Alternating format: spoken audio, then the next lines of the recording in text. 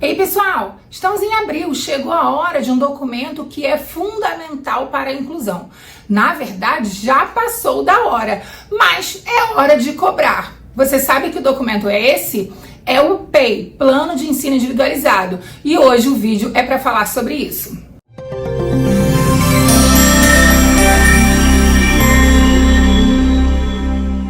Nós estamos em abril e algumas escolas ainda não providenciaram o PEI, o Plano de Ensino Individualizado.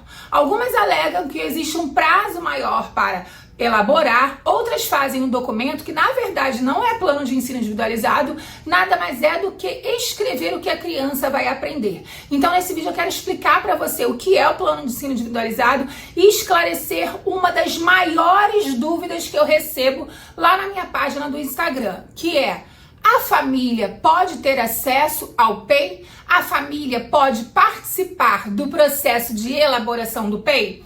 Vamos falar sobre isso. O Plano de Ensino Individualizado é um documento fundamental para a inclusão. Nesse documento, como o próprio nome diz, ele é um plano de ensino e ele é individualizado, porque nessa turma existe um objetivo maior para essa turma e dentro desse objetivo existe um aluno que tem necessidades educacionais especiais, independente do seu diagnóstico. Por quê? O plano de ensino individualizado, ele não está relacionado ao diagnóstico. Esse é o primeiro equívoco.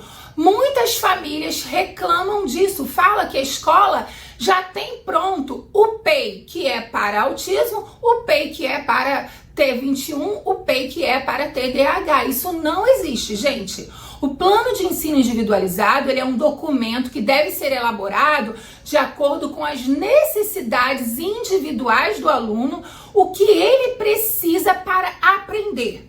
Eu vou falar aqui hoje de 3 eixos fundamentais que não pode faltar no seu plano de ensino individualizado e que vai colaborar para te guiar para elaborar esse plano. Se você, mesmo depois de ver esse vídeo, ainda tiver dúvidas, aqui no canal tem uma live aula onde eu detalho tudo sobre o PEI.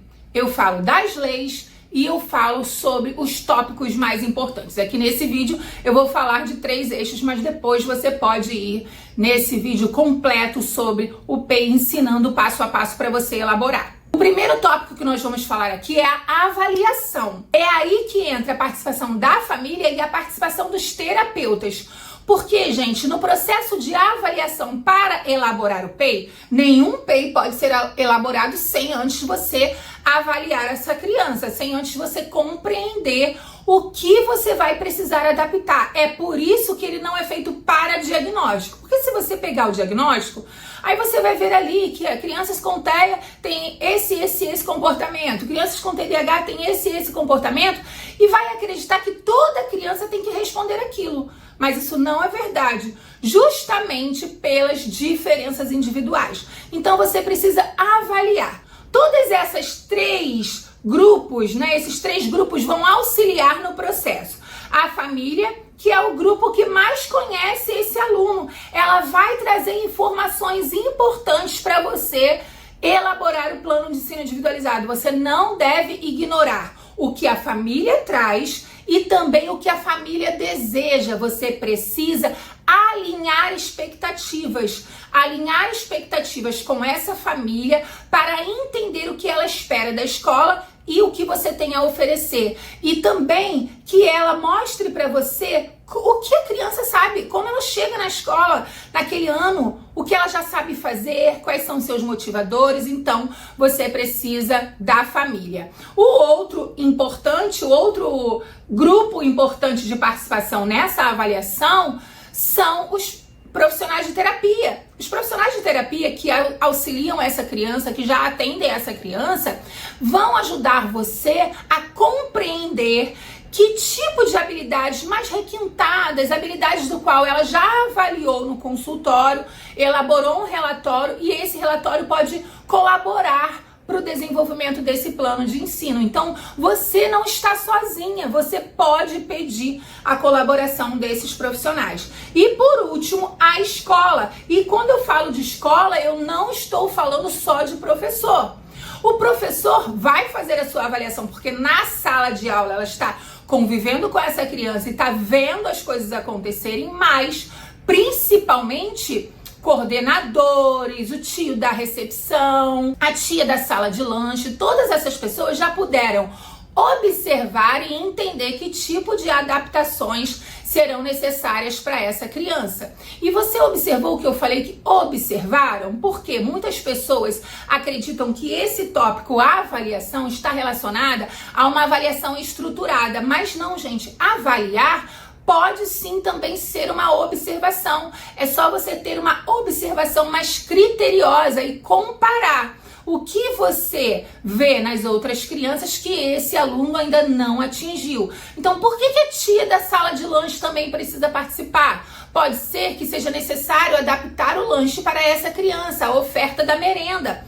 O tio da recepção, por quê? Pode ser que na hora da entrada, esse aluno tenha que respeitar um horário diferente para a entrada, que ele tenha que entrar mais cedo, ou que na hora da entrada ele tenha, algum atendimento especial. Tudo isso vai ser parte desse processo de avaliação, porque quando for elaborar, principalmente o próximo tópico, que são as adaptações, todos vão dizer sobre o que precisa adaptar. Agora, nesse tópico, adaptação, vamos entender então o que são essas adaptações. As adaptações vão seguir duas direções diferentes: adaptações curriculares e adaptações escolares. Quando eu falo de adaptações curriculares, eu estou falando de uma coisa maior, uma coisa do qual não é só de responsabilidade do professor. Então, adaptar o horário, retirar matéria, incluir matéria, fazer enriquecimento curricular, comprar material para essa criança, por exemplo, uma carteira, adaptar o currículo no sentido de retirar, mudar o tipo de avaliação. Tudo isso vai ser curricular. O currículo, ele é amplo, ele faz parte de tudo da escola. A própria merenda, a merenda que vai ser ofertada, as atividades que esse aluno vai fazer, tudo isso vai entrar em adaptação curricular. Isso não é só o professor quem faz, são os coordenadores, os administradores, tudo isso será de responsabilidade. Se for preciso, por exemplo, encomendar algum material para a estrutura física da escola, o coordenador, a direção é que será responsável. Na outra direção, a adaptação escolar, essa sim está relacionada à metodologia.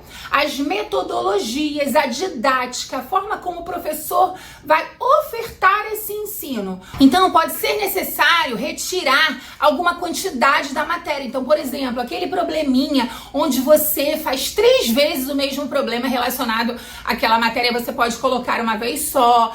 Tirar a poluição visual dentro da folhinha da atividade, adaptar o texto, adaptar a sua forma de ensinar. Você pode precisar trazer alguns recursos que vão favorecer a aprendizagem, como, por exemplo, material concreto.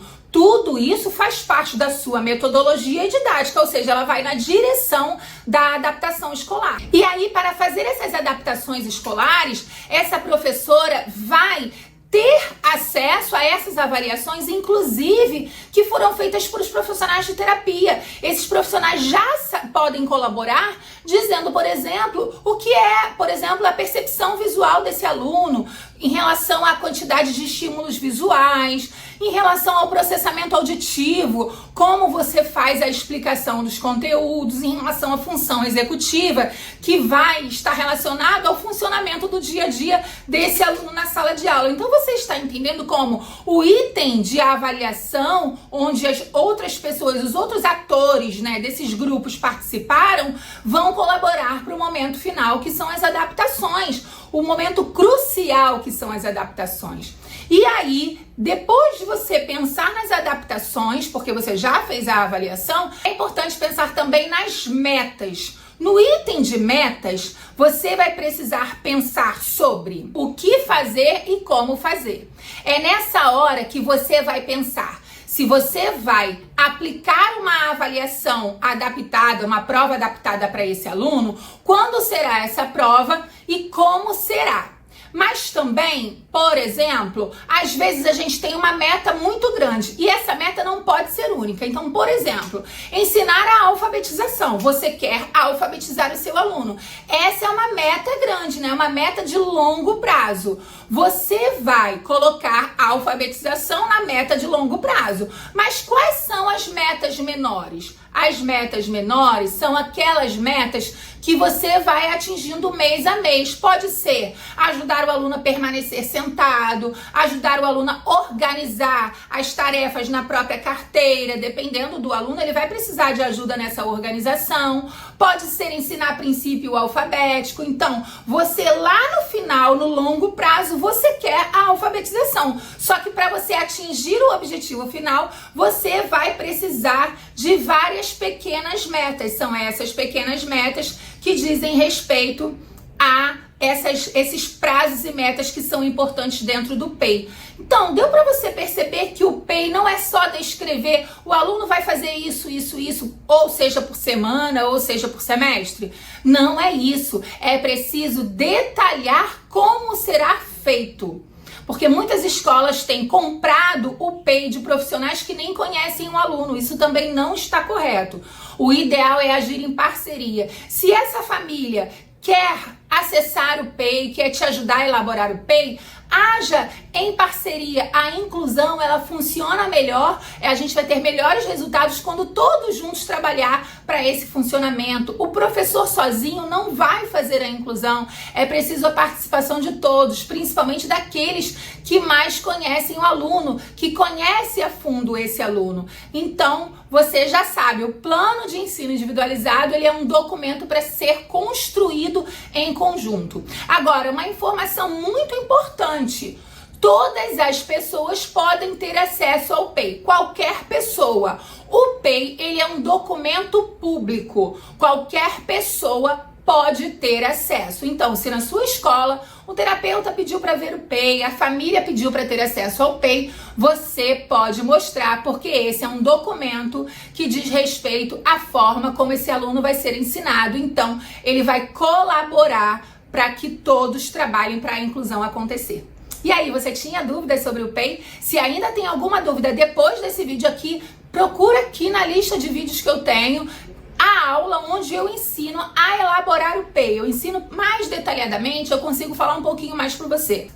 Eu lembrei, agora eu preciso dizer para você que em alguns lugares o PEI também é chamado de PDI, que é o mesmo instrumento que vai ser realizado na escola, porém, como a gente está falando de um Brasil continental, um Brasil gigante, essa nomenclatura pode mudar, mas trata-se do mesmo documento. O PDI seria o Plano de Desenvolvimento Infantil. Porém, essa mudança de nomenclatura só tem a ver com regiões. O objetivo final do documento é o mesmo. Agora sim, é com você. Comenta aqui, na sua cidade, o PEI está sendo feito? Você tem acesso ao PEI que foi elaborado na escola do seu filho? E você, terapeuta, está colaborando, mandando informações para que o PEI seja elaborado e a gente tenha melhor sucesso na inclusão? Todos juntos a gente consegue fazer uma inclusão para que esse aluno possa aprender. Tchau, tchau!